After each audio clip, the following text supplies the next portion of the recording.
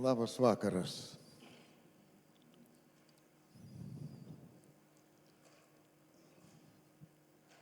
Šita muzika nebuvo fonas, todėl mes ją dar prisiminsim.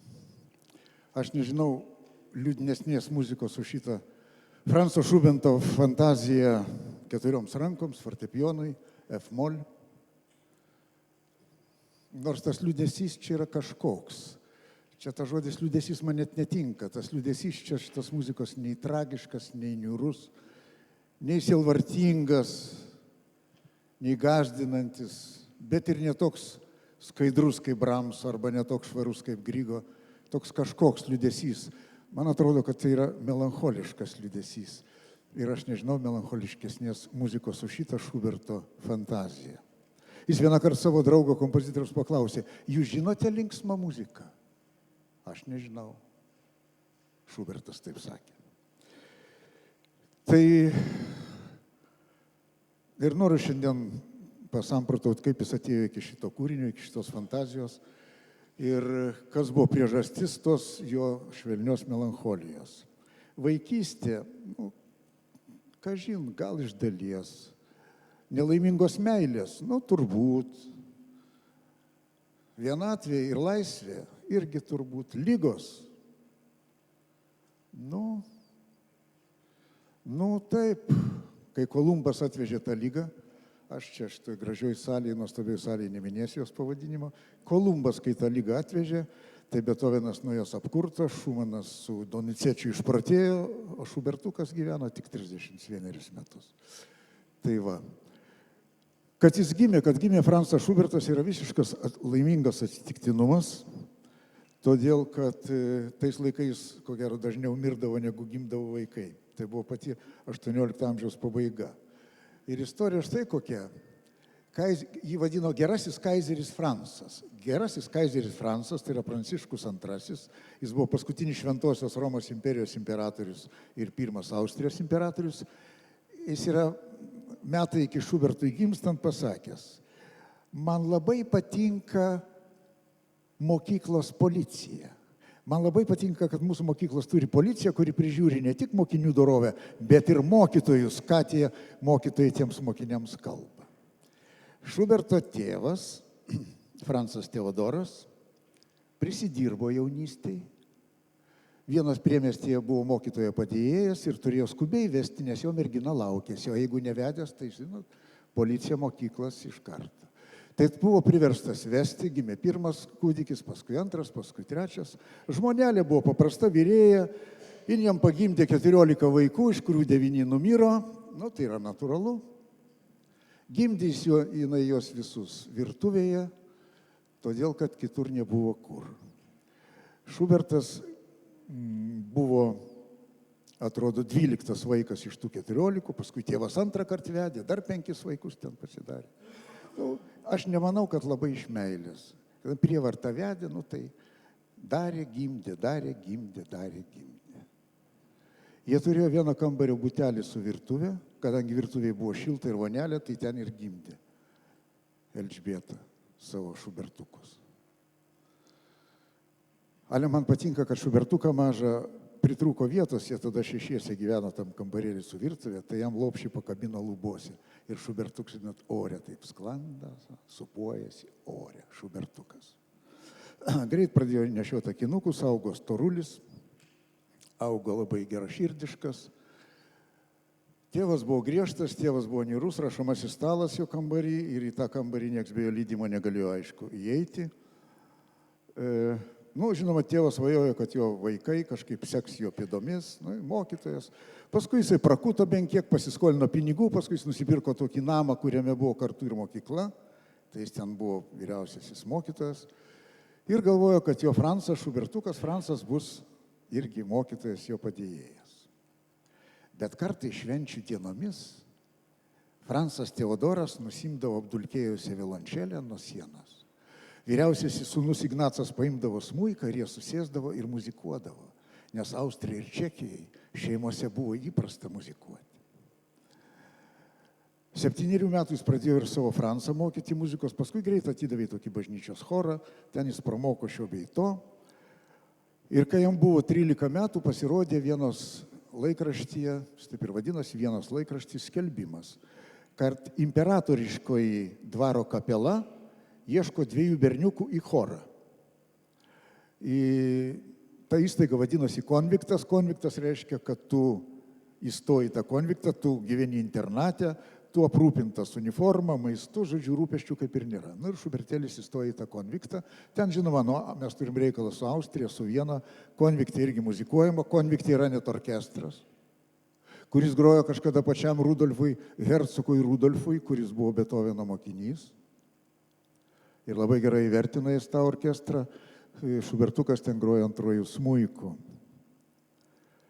Ir jis suprato, kad jis ruošiamas mokytojai, o kūryba veržėsi. Kiek jam buvo? Pirmas išlikęs jo kūrinys, kaip tyčia, yra fantazija fortepijonui 4 rankoms. Tik mažoriniai tonacijai, berniukas Šubertas, tik mažoriniai tonacijai.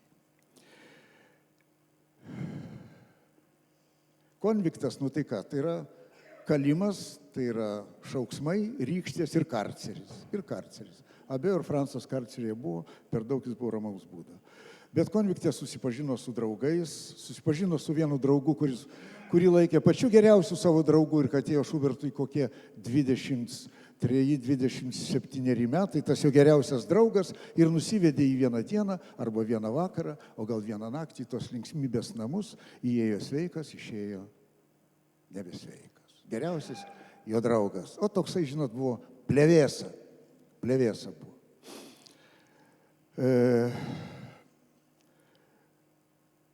Konvikto Šubertas mūsų mylimas nebaigė. Jis tiesiog gavo iš matematikos blogai, iš kažkokių ten lotynų beveik blogai ir jam buvo leista dar kartą laikytas egzaminus, jis jį nelaikė, metė ir išėjo. Tėvas pasiuto, išvijo iš namų, savaime suprantama. Suprantama išvijo iš namų. Nuo to laiko Šubertas ir gyveno kaip čia pasakyti švelniai, kaip benamis. Jis niekad savo būto neturėjo, tai pas vieną draugą, tai pas kitą, tai išsinuomoja kambarį, pinigų švaistė labai lengvai, negali sakyti, kad jis badavo, ne, taip nebuvo.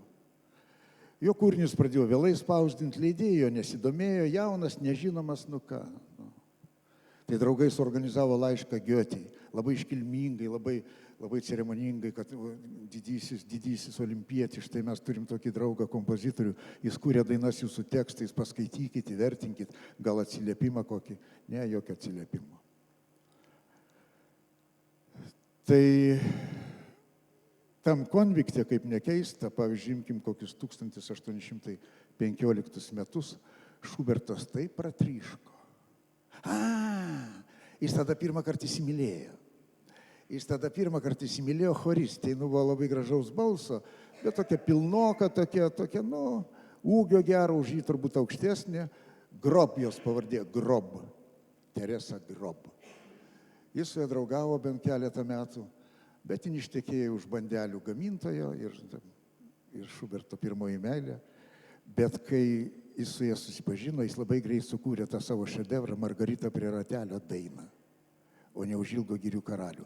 Tai 815 metais jis taip pratryško, kad per metus 144 dainos, jų tarpe šedevrai. 2 simfonijos, klausykitės, kvartetas, pora sonatų ir daugybė kitokių kūrinių pratrūko nelaisvėje Šubertas.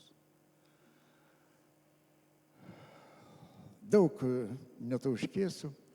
Atėjo 1818 metai ir kai jį pripažino Salieris, kuris mokė ir Beethoveną, kai jį pripažino Salieris, tėvas šiek tiek atsileido ir kai jis gavo pirmąjį honorarą 100 guldenų, parašęs savo mišias ir jas dirigavęs, ten tuo priemiesčio bažnyčiai buvo 100 metų, tai tėvas jam nupirko 5 oktavų fortepijoną. Čia fortepijonas yra 8 oktavų, jam nedidelį fortepijoną nupirko. Visi buvo laimingi ir tėvas išleido mūsų Šubertą atostogų. Ir išvažiavo mūsų Šubertas į Vengriją, kur gyveno kunigaikščiai Esterhazijai ir ieškojo mokytojo savo dukroms mokyti muzikos. Kai Šubertas dirbo mokytojo padėjėjų, jis gaudavo už pamoką, už dieną, per dieną jis uždirbdavo 6,66 kreicerio per dieną. Esterhazis jam per mėnesį mokėjo 75 guldenus. Tai buvo neįsivaizduojami pinigai. Bet jis buvo laisvas. Mergaitės gabės, Esterhazijai ten net kvartetą savo vokalinį buvo įkūrę. Grafai Esterhazijai, ne? Šubertas ten praleido laimingas dienas visą vasarą ir sutiko ten žavę mergaitę vardu Karolina. Jai buvo 13 metų, jis jos mokė muzikos, mokė dainavimo. Jis buvo nepaprastai laimingas. Ta vasara Vengrijos platybėse, tam Esterhazio dvare.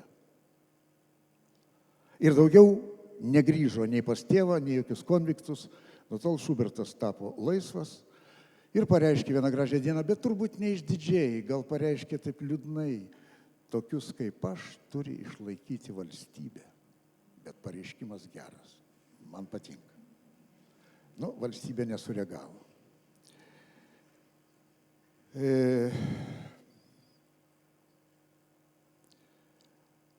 Atėjo metai 1824. 23 pabaigoje Šubertas susirgo tą ligą, Kolumbo, į ligoninę. Ligoninėje, tokia liga, nukirpo plikai, garbanuotas kaip avinėlis mūsų Šubertas, nukirpo plikai. Stresas turbūt, depresija buvo didelė, bet to ligoninėje jis pradėjo rašyti savo tą nuostabų ciklą Gražioji malūnininkė vokalinį. Plaukučiai pamažu augo, pukavosi. Nebegalėdamas per nelyg gerai gyventi, nusprendė, kad vyno reikia atsisakyti, reikia gerti kalų, alus pigesnis, bet pilvuks didėjo nuo to. Ir 24 metais jį vėl pakviečia Esterhazis ir jis vėl moko tas mergaitės. Bet dabar Karolinai nebe 13, Karolinai dabar 18. Jinai graži, jinai protinga, jinai talentinga. Kaip ten buvo iš tikrųjų, aš nežinau. Šubertas suprato, kad jis serga, jis suprato jau turbūt. Ir gydytojai pasakė, lyga nebeišgydoma tais laikais. Jis ją turbūt įsimylėjo, nesiginčiu. Jis ją turbūt įsimylėjo. Jinai jo ne. Bet jin buvo jam labai draugiška. Jinai paskui ilgai negyveno. Ji buvo jam labai draugiška. Dabar Esterhazis jam jau mokėjo 100 guldenų ir vėl visą vasarą jis praleido tam dvare. Ir ten buvo vienas toks grafas, Šenšteinas, neatsimenu pavardės, kuris buvo neblogas tenoras, su Šubertu draugavo ir būdamas senas parašė memuarus. Ir aprašė Šuberto ir Karolinos meilę. Ir atrodo, kad jis ten prifantazavo. Jis tenais prifantazavo apie nelaimingą genijaus meilę, ten gražiai grafaitį ir visą kitą. Bet šitą istoriją pasigavo ir Hollywoodas, ir kas tik norit. Nežinau, skaičiau, sunku patikėti, kad pagal šitą legendą apie Šuberto nelaimingą meilę pastatyta 986 filmai. Televizijos, kinai ir taip toliau. Garsiausias vadinas Tyliai, tyliai skrieja mano dainos iš jo serenados. 986 filmai. Vat ką reiškia melodrama. Va, ir viskas. Ir daugiau jisai su Karolina nesimatė. Buvo 27 metai atėję. Ir tais 27 metais, nežinau kodėl visiškai, jis nenujautė, kad jam nedaug liko, jis parašė tą fantaziją 4 rankoms F mol ir paskyrė Karolinai Esterhazy. Tai fantazija tokia didelis kūrinys, bet iš 4 epizodų, bet štai tas pirmasis epizodas. Man ir yra tokia muzika, už kurią melancholiškesnės ir liūdnesnės aš nežinau. 27 mirs Beethovenas, Šubertas bus tarp tų, kurie neša Beethoveno karstą į kapines. Ir 28 metais atsitiks toks dalykas. Draugai Šubertui surengs pirmą kartą didelį koncertą, viešą, muzikos bičiulių draugijos salėje. Kovo 23. O kovo 26 reduto didžiausioje Vienos salėje koncertuos vienas toks italas. Ir jie susitiks. Tik nepaspaus vienas kitam rankos. O fantazija F-moll, skirta Karolinai Esterhazy, lieka vienas gražiausių Šuberto fortepijoninių kūrinių. Tai dabar kaip ne foną, aš jūs prašau dar kartą, bent 4 minutės paklausykim šitos muzikos. Karolinai.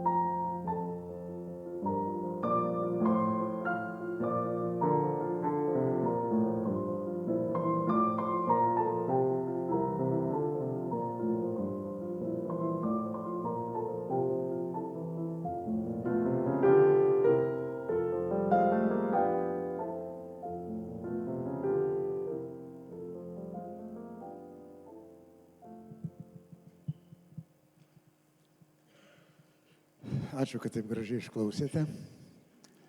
Tai va 23 metai, 2028 metai, 23 Šubertas savo koncertuką suruošė ir gauna už tai 800 guldenų. Suma, kokios jis gyvenime nėra matęs. A 29 Reduto salėje koncertuoja Paganini. Šubertas turi pinigų, nusipirko bilietą pigiausią už 5 guldenus ir nuėjo į tą koncertą. Paskutinė eilėje. Paganini buvo atvažiavęs į Vieną, ko gero, tai buvo pirmos Paganini užsienio gastrolės, iki tol jis grojo griežė tik tais Italijoje ir dabar nusprendė važinėti po pasaulį ir žinoma, pirmiausia į Vieną, kadangi Viena ėjo iš proto dėl italų muzikos. Ten Rossini karaliavo. Ten Rossini taip karaliavo, kad Hegelis, ką? Tuo metu buvo Vienoje ir rašo savo žmonai. 50 kartą jau žiūrėti Figaro vedybas. Ir jos man 100 kartų geresnės už Mozarto Figaro. Rossini, Hegelis. Va. Tai dabar atvažiuoja italas. Nu, apie Paganini legendos jau sklydo. Ir atvažiavęs jis ten, jis greitai ten primetė porą adadžių, apie kurios rašė. Vienas mano adadžio kelia sielvartą, o kitas verčia verkti. Nežinau, kurį tą adadžių jis grojo tam koncerte, bet Šubertas ištarė frazę, kuri yra išlikus istorijai. Klausydamas iš šito adadžio, aš girdėjau angelą giedantį. Nes Paganinis nebuvo tik tais begalinės technikos virtuozas. Paganinis mokėjo taip groti šitas lėtas, gražias, melodingas muzikas, kad visi žavėjosi ne tik jo technika, bet smuiko tembru. Paganinis tai ne vėl pirštų lakstymas. Tai va Šubertas klausydamasis Paganinio išgirdo giedantį angelą. Tada pasikvietė dar vieną savo draugą į Paganinį koncertą, į antrąjį koncertą. Draugas jam kišo tos 5 guldenus, nesako, aš pats užmokėsiu. Pasikvietė draugą. Tai dabar palyginimui pasakysiu taip. 20 koncertų Paganini surengė Vienoje, už jos gavo 28 000 guldenų, už koncertą vidutiniškai 1400. Ne piniguose, žinoma, esmė čia tarp kitko. Bet kaip Viena išprotėjo nuo Paganini. 28 metai. Lapkričio 19 Šubertas. Tik tai svajos, kad šalia Betoveno palaidotų, nu tai palaidojo šalia Betoveno. Dabar Vienos laikraščiuose visuomeniai Vienos kyla isterika nuo Paganini. Pradedamos siūti batai ale Paganini, kelnės ale Paganini. Damos keičia savo šukuosenas į ale Paganini, reiškia palaidi ilgi plaukai. Konditeriai kepa bandelės, tortus, ale Paganini, kiaulienos, žinau, jautienos, kokie velnė kepsniai, ale Paganini. Viskas, visa Viena ale Paganini. Vieną kartą buvo staptelėjimas, žinokit, žavėjimus į Paganini, nes Vienos imperatorius, Austrijos imperatorius parsivežė iš Egipto žirafą. Nu, Viena nebuvo mačių žirafos. Tai žirafa buvo šioks toks konkurentas Paganini, bet neilgam Paganini vis tiek nugalėjo tą žirafą. Viena vežėjai, fiakrų šitie vežėjai, jie labai gudrus buvo greitai. Ir padarė taip, kad 5 guldenai kainavo pavažiavimas to fiakrų. Nesvarbu kur. Nu, kaip taksi šiandien būtų, ne? Tai publika piktinosi, o vežėjai atkirsdavo, palaukit, o Paganinio pigiausias bilietas 5 guldenai, kodėl mes turim dabar? Ir vieną kartą Paganinis sėdo į fiakrą, vežėjas jo nepažino, man atrodo. Ir užprašė 5 guldenų, Paganini paklausė, kodėl tai brangiai, o į Paganinį kainuoja 5 guldenai bilietas. Tai Paganinis jam ten padovanojo, nežinau kiek pinigų, pasakė, kad yra Paganini, vežėja ir pakvietė į savo koncertą. Jo. Tai vežėja sako, o aš galiu savo fiakrą pavadinti ale Paganini. Nu gali, nu tai uždirbo. Paskui Paryžiui man tai patiko skelbimas vienam laikraštį. Dabar neatsimenu, kažkoks kritikas parašė. Motinos, imkit savo vaikus ir eikit klausyti Paganini. Kad jau užaugę po 60 metų galėtų visam pasauliu sakyti, aš girdėjau gyvą Paganini. Beje, tam Paryžiuje Paganinis susitiko tokį Lenkų jauną 20-metį pianistą ir kompozitorių. Matyt, bajoras buvo, nes pavardė Anton Dekonski. Pianistai gal žino, jis ten populiarių polonezų prirašęs, valsų briliantinių. Paganinis jam padovanojo porą rankraščių savo ir parašė kažkokį raštelį ar rekomendaciją, ar ką, tokį nediduką kelių sakinių raštelį parašė Paganini tam Konskiui. Tas raštelis yra Mokslo akademijos bibliotekai. Iš dalies todėl mes čia ir susirinkom. Yra Paganinis, nueikite į biblioteką, paprašykit, kad parodytų, koks buvo jo raštas. Tai šitaip susitiko Šubertas su Paganini. Žinoma, jie niekada nesimatė, bet Šubertas išgirdo giedantį angelą. Tai, ką padarė Paganinis smuiko mene, o jis padarė perversmą, aišku, savaime, tai tą patį paskui greitai padarys Listas, vengras, europietis Listas fortepijono muzikoje, prancūzas Berliozas orkestre, o italas Paganinis smuike. Ir liks jo kūrinių daug tokių, kurį niekas ilgai negalėjo pagroti techniškai, elementariai techniškai. Kol neatsirado čekas, pavardė Kubelik, Jan Kubelik, turbūt reikia kirčiuoti. Jis gyveno 20, jis mirė 1940 metais. Tas Jan Kubelik 2 kartus buvo Vilniuje, kai mes dar buvom cariniai Rusijai. Ir 2 kartus buvo Kaune jau nepriklausomai Lietuvoje. Tai jis pirmasis pasaulyje pradėjo griežti tuos Paganini kūrinius, kurių niekas kitas techniškai neįveikdavo. Šiandien turbūt įveikia visi ar beveik visi. Geriau ar blogiau, čia kits klausimas. Tai va šitas Jan Kubelik buvo pirmasis. Nu, jis buvo nepaprastai talentingas, bet greit baigė karjerą. Tais 1829 metais Paganinis koncertavo Vokietijoje dar. 8 Vienoje, paskui nuvažiavo į Prahą. Prahą jį priėmė taip, čekai. Čekai turi savigarbos. Vokiečiai vėl ėjo iš proto, ten Kaizeris priėmė ir visą kitą. Ir jis ten parašė patį linksmiausią savo kūrinį. Kaip Šubertui man fantazija yra pats liūdniausias, tai Paganinis trinktelėjo, važinėdamas kasdien į kitą Vokietijos miestą koncertuoti, jis ten trinktelėjo vieną kūrinį. Paganinis sirgo, aš nežinau, priskaičiavau mažiausiai 14 lygų. Mažiausiai 14 lygų. Ir kai baigė koncertuoti 38 metais, po 2 metų ir pats ir numirė, irgi laimingas atsitiktinumas, kad Paganini gimė. Gal kad negimė, kad išgyveno, nes jį norėjo palaidoti jau 4 metų. Jis susirgo tokia katalepsija. Katalepsija tai yra, kai žmogus sustingsta bet kokioj pozoj, pulsas dingsta, atrodo numiręs. Taip gali išbūti parą ir 2. Ta katalepsija dažniausiai užsikrečia kiaulės. Paskui galvijai, arkliai ir žuvis. Tai matyt Paganiniuks kažkokios, kadangi Genoje uostas, turbūt žuvies užvalgė. Ir guli visą parą Paganiniukas, mažiukas 4 metų. Tėvai suviniojo į drobulę, čia aš neįsigalvoju. Tėvai suviniojo į drobulę ir jau ruošėsi guldyti karstą Paganini. Numiro. Tai pirmas sūnus mirė Paganinio motinos, paskui mirtis tais laikais buvo kas. Dievo valia, viskas, jokių problemų. Ir ačiū Dievui, nežinau, Dievui ačiū.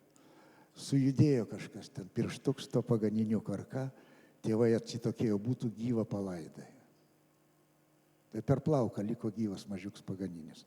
Paskui 7 metų turėjo numirti, bet irgi nenumirė. Dievas pareikalavo, kad Paganinis būtų užaugęs.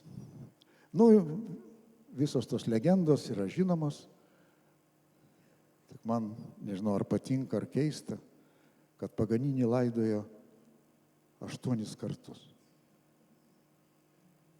Kadangi, bažnytininkai buvo įsitikinę, kad jis su velniu sudarė sandėrį, ne? Jis numirė Nicoje, iš ligoninės jį pernešė į lazaretą, iš lazareto pernešė į tokio grafo Rūsį, iš Rūsio grąžino atgal į ligoninę, žmonės pradėjo klėdėti niekus, kad karstas švyti Paganinio naktims, kartas per pilnatį. Tada jį palaidojo prie aliejaus fabriko sienos, nes neleido laidoti gimtojoje Genujoje, nes jis su velniu susidėjęs. XIX amžiaus vidurys, 1840 metai. Tai tada pagaliau po 5 metų visokių debatų leido arkivyskupas sūnui Akilei palaidoti Paganinį Genujoje jo senelio sode. Ir tik 1890 po 50 metų numirimo jį pagaliau palaidojo Parmos kapinėse, tai buvo 7 palaidojimas, paskui kažkodėl jį iškasė, pažiūrėjo į griaučius, užkasė ir paskui 96 palaidojo naujosiuose Parmos kapinėse, ten ir stovi paminklas jam. 8 kartus laidojo šitą Paganinį. Nu, jeigu žmogus yra susidėjęs su velniu, ir man labai patiko to Šuberto draugo pasakymas, kaip groja Paganinis. Dieviškai velniškai. Nes ir tas yra teisybė. Dieviškai velniškai. Paganinis baisiai norėjo sustorėti. Jis nemokėjo šokti ir Šubertas nemokėjo šokti. Jeigu jie būtų abudu šokę, ne? Kaip būtų gražiai įsilieję Šuberto pilvuks į Paganinę. Nu ir jeigu šitaip, tai tada atsirado ir legenda apie Paganinio palaidojimą. Autorius Guy de Maupassant. Guy de Maupassant. Nu, jis parašė tokią novelę ar apsakymą, kaip Akilės sūnus plaukė su Paganinio kūnu, nepriima joks uostas, joks krantas, kadangi va su velniu susidėjęs ir taip toliau ir panašiai.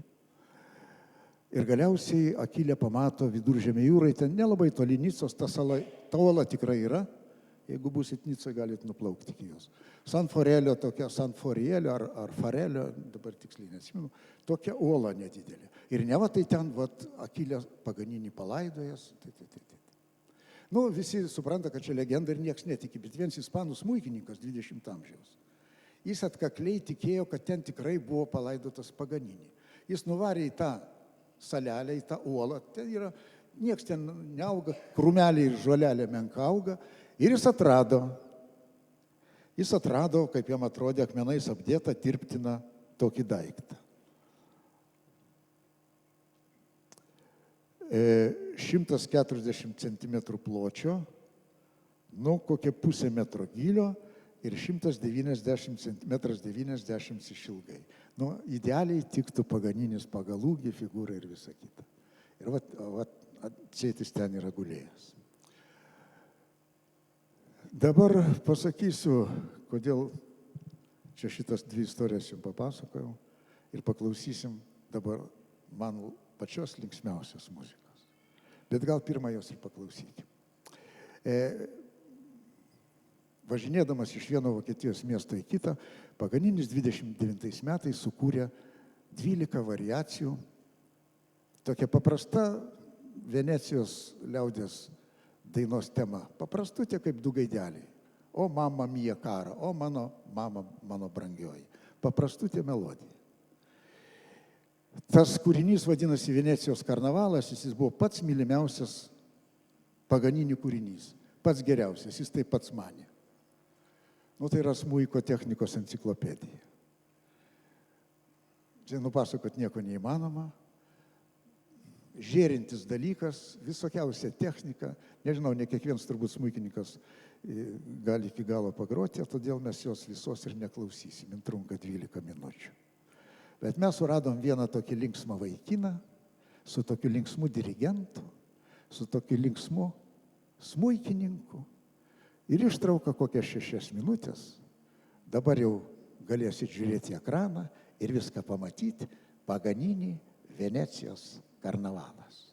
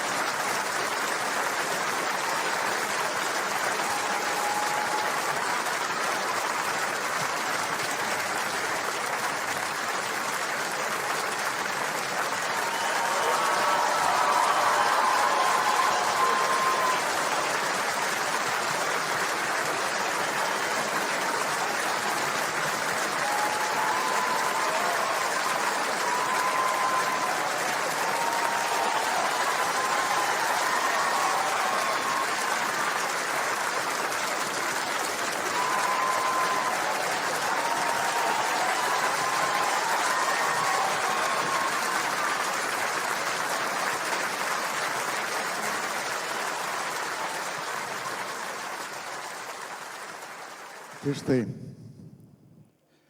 kodėl Šubertas ir Paganini?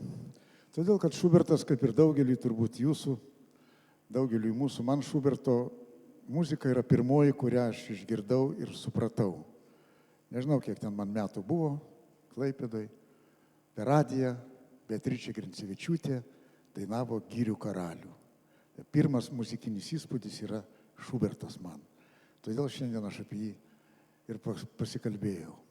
Paganinis yra tas, apie kurį, yra tas kompozitorius, tas apskritai menininkas, apie kurį pirmą kartą išgirdau legendas apie menininkų, apie Paganinį ir tą jo santykiavimą su velniu, kalėjimas ir visa kita ir visos kitos fantazijos. O antras dalykas, gerbėmieji, Šuberto muzika buvo liūdna. O Paganini muzika, čia šiek tiek pokštiškai buvo linksma.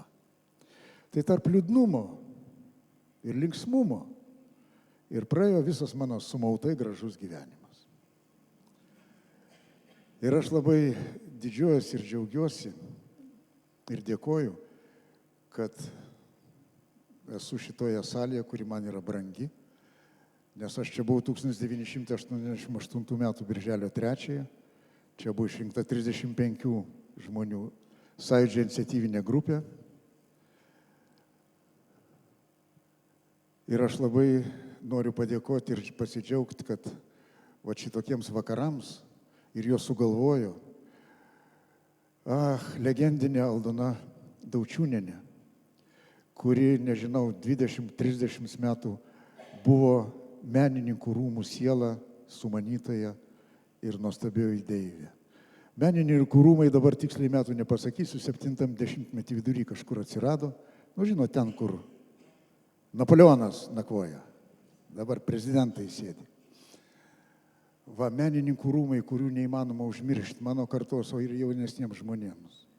Nežinau, kiek tūkstančių ten buvo vakarų susitikimų su žymiausiais Lietuvos menininkais, mokslininkais ir jaunais, ir žymiais.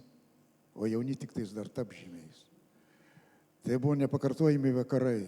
Atsimenu, pavyzdžiui, 2004 metai. Mesiano buvo 100 metų nuo gimimo. Ir menininkų rūmose prasidėjo ir vyko Mesiano muzikos festivalis. Tai buvo kažkas mums nesuvokiama. Tai aš lenkiuosi žemai Aldonai Daučiūnienei, noriu jai padėkoti už tos menininkų rūmus, kurių nebėra ir nebebus, laikai kiti. Bet tai buvo šventas dalykas. Ačiū, Aldona.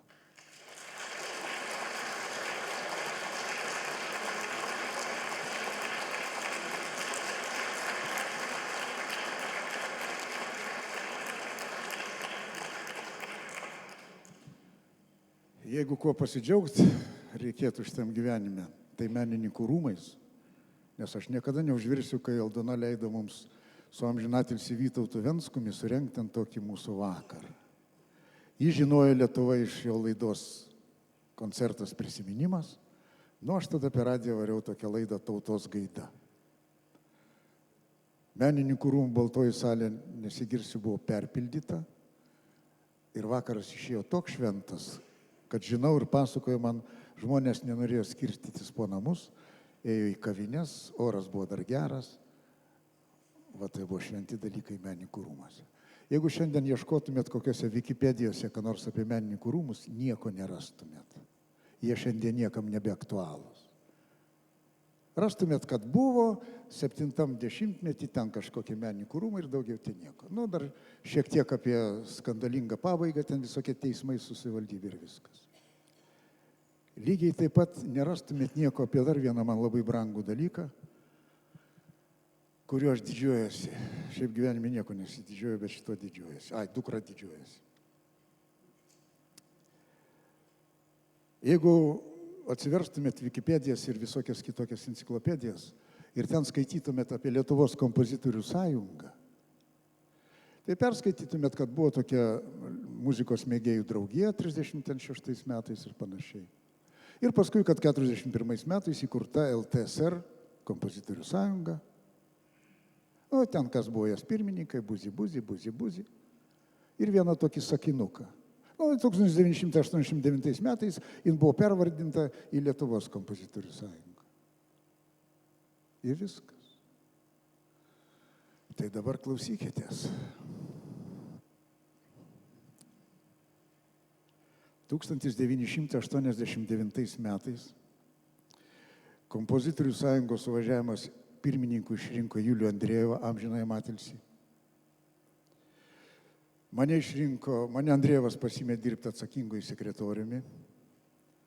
Aplinkui mūsų ta trupė, ta valdyba, ar kaip jin ten vadinosi, buvo Balakauskas, buvo Landsbergis, buvo Kutavičius, buvo Makačinas, Antanavičius ir taip toliau. Ir dabar mes su dailininkais rašytais draugiškai pasiginčiam, kurie pirmieji atsiskyrė nuo Sovietų sąjungos kūrybinių organizacijų. Vienu metu beveik. Bet kaip tai atrodė? Tai atrodė taip, kad mes parengėm naujus įstatus nepriklausomos Lietuvos kompozitorių sąjungos. 89 metai, mes dar SSSR sėdime, ne?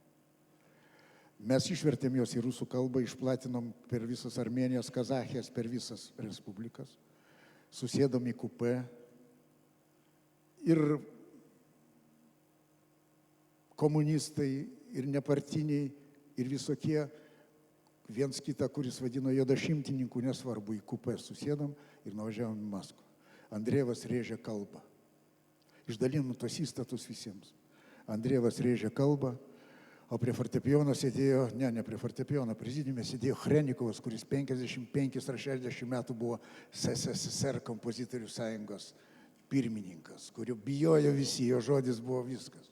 Tai čia, žinot, ne Gorbulskis, kuris nebūdamas net Lietuvos kompozitorių sąjungos narių, paprašė savo žmonai sanatorijoje kelialapį į Krymą, o tinai mano žmona nori į Krymą. Sako, tu ne sąjungos narys, Gorbulski, nepriguli. Tai Gorbulskis parašė laišką į Maskvą, kad mano žmona man trukdo kūrybai, prašau ją komandiruoti į Krymą. Ir ją išleido į Krymo sanatoriją. Bet čia Gorbulskis. 100 metų jam šiemet. Va, o čia tas Chrenikovas išbalęs ir visi išbalė ir nieko tu nepadarysi. O mes atsiskiriam ir viskas. Nuo šiol esam Lietuvos kompozitorių sąjunga. Ir mes daugiau su jumis neturim nieko bendro. Liko va tokie visi, mes sėdom į kupę, Rekašius, kadangi buvo mūsų tarpe, tai suprantat, buvo linksma. Va, ir vis tik tai buvo didelis dalykas, nes reikėjo dar atsimti vieną daiktą iš Maskvos. Šalia kūrybinių sąjungų būdavo ir kūrybinės sąjungos fondas, kuriame buvo labai nemažai pinigų. Mūsų kompozitorių sąjungos fonde gulėjo 200 000 rublių. 200 000 rublių. Nepokštai. Bet Maskva buvo taip pasimetusi, kad aš nuvažiavau tada jau vienas, atsimenu. Jiem paaiškinau draugiškai, kad mums priklauso 200 000, už savaitės atvažiavo mūsų buhalteris, ten sutvarkysi dokumentus. Jis sutvarkė ir pervedė mums 200 000.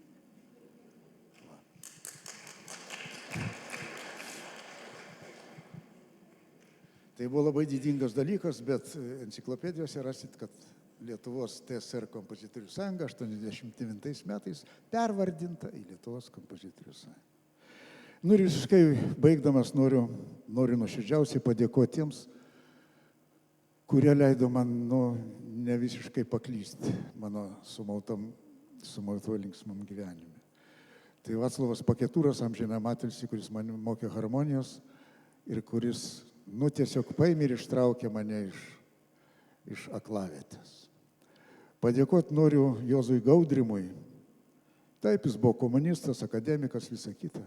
Bet jis mane priėmė atgal į konservatoriją, kai buvau išmestas laukan. Jis man leido sugrįžti.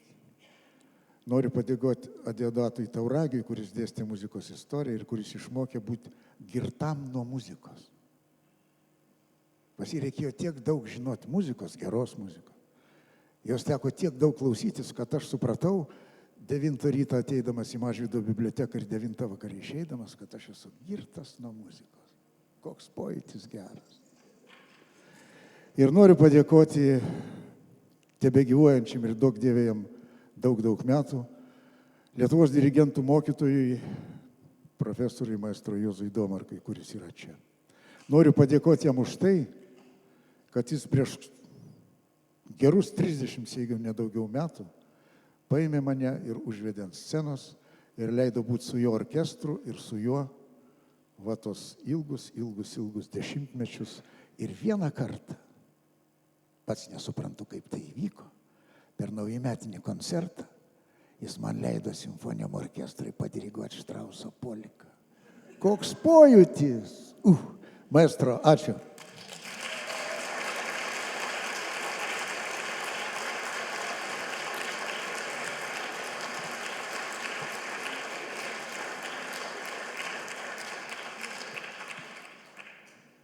Na ir ačiū, kad jūsų tiek daug vis tik atėjo ir noriu visus pasveikinti su artėjančia vasario 16-ąją.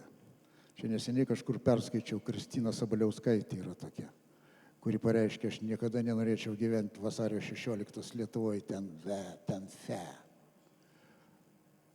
Man vasario 16 yra daug brangesnė už kovo 11, todėl kad ten buvo sukurta valstybė.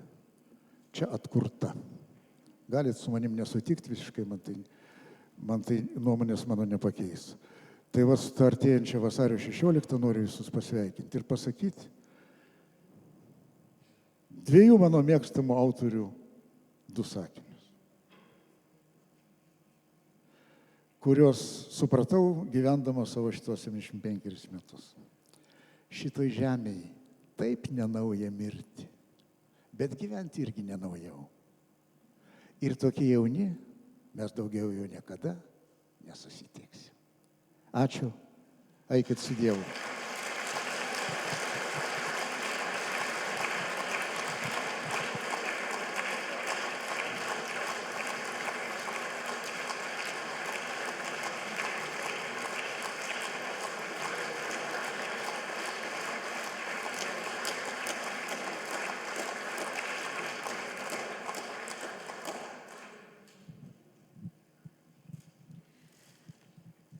Gerbiamas Viktorai, labai džiaugiuosi, kad čia Mokslo akademijoje galime jūs pasveikinti su jūsų gimtadieniu. Noriu pasakyti jums sveikinimo žodžius Mačernio tekstų. Gyvenime praeiname tik vienąsyk, tad būkime tvirti. Jeigu gyvenimas bus panašus į Sodrę dainą, jis neištirps būty. Iš tiesų, jūsų gyvenimas tikrai panašus į Sodrę dainą. Ir ar mes galėtume jūs pavadinti vaikščiojančią muzikos enciklopediją? Nes tiek žinių, kiek turite jūs ir kaip mokate tai pateikti, tai turbūt retas toksai žmogus būtų. Todėl šiandien tiek daug čia yra atėjusių jūsų gerbėjų. Todėl visi turbūt norės pasakyti jums gražų žodį, pasveikinti jūs, pasidžiaugti. Ir aš taip pat noriu padėkoti, kad jūs prisiminėt menininkų rūmus, todėl kad ratas apsisuko ir jūs štai čia. Vadinasi, gyvenimas tęsiasi, menininkai taip pat čia ateina. Šiandien yra 12 renginys iš ciklo Įžymių žmonių portretai, kurie čia vyksta jau 2 metai, taigi tikiuosi, kad dar jų bus ir jūs taip pat lauksime čia šitoje salėje. Ačiū jums visiems.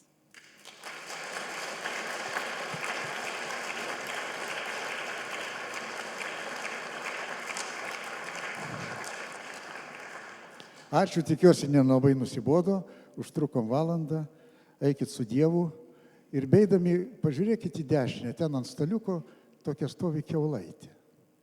Nepraeikit pro šalį. Ate.